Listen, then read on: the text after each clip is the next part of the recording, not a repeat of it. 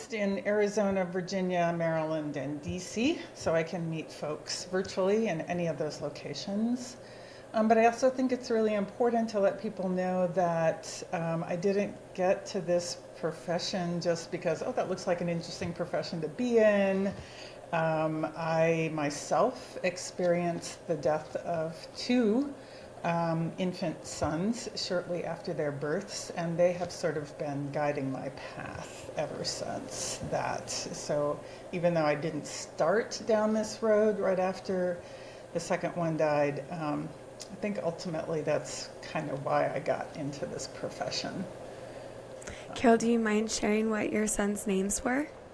Absolutely not. My first son, his name was Matthew, and he died 40 days after his birth in 1986 from heart complications. And my second son, Daniel, was born a little over a year after that, and he was a trisomy 13 baby. So that's a genetic issue, and he died 2 days after his birth. Yeah. Yeah, I remember from when we met that you had shared that you'd had your own child loss and that it had been, quite a few years prior to us speaking. But for me, that felt like it meant that you could relate to, what I was feeling as a grieving mom. But I'm curious from your perspective, is that a realistic expectation for grievers that they need to find a therapist who's experienced maybe not loss of a child, but their own kind of extreme trauma, grief, or is that not necessary for everyone to be able to get services that really meet their needs? That's a great question, Whitney, and I think that's very personal and unique to each person. The thing is, we all experience grief, right? Oh, at some point in our lives, there's no way we cannot experience grief. I think it's more to do for me anyway. If I'm going to work with somebody, I want to know that that person not only has experienced grief perhaps, but also that they've worked with it, haven't just tried to bury it someplace essentially or pretend that it didn't happen.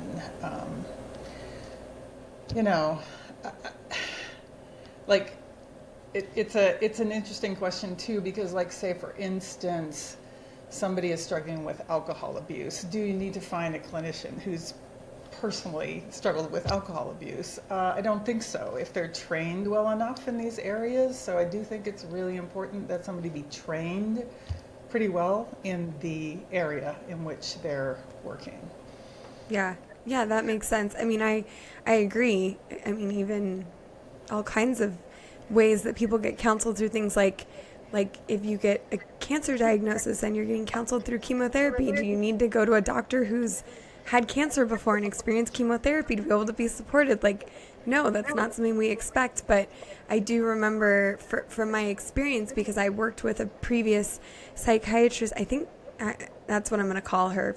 My memory is foggy from back then. But she didn't, the greatest grief that she could relate to was the death of her cat. And I can appreciate that was hard for her, and she, was very emotional about it, but it did not feel appropriate to compare that kind of grief to mine or to come from that place to try and support me in my grief. And that was hard. And so then when I really stumbled upon you, and I didn't know that about you before we started talking. I think that came out. I don't remember if it came out in the very first session or not, but it's not something that I think therapists necessarily advertise, or counselors. And so trying to figure out how you navigate, I just felt like I got super lucky. and I don't know if that's that everyone gets that lucky. So that's why I ask about that question. Yeah, it's a good question, and I think also, just being, when you're looking for therapists, are they at least mentioning or noting that they have some some training, some expertise, some background in grief work is important to move forward. And also, what the other thing that you mentioned that strikes me is if I mention that I've experienced a death like those, it's one thing for me to say something within the context of the relationship with the client, but it's another thing if I then take the rest of the therapeutic hour to go into great detail about my loss, and or reinforce, like, talk about it all the time. Like,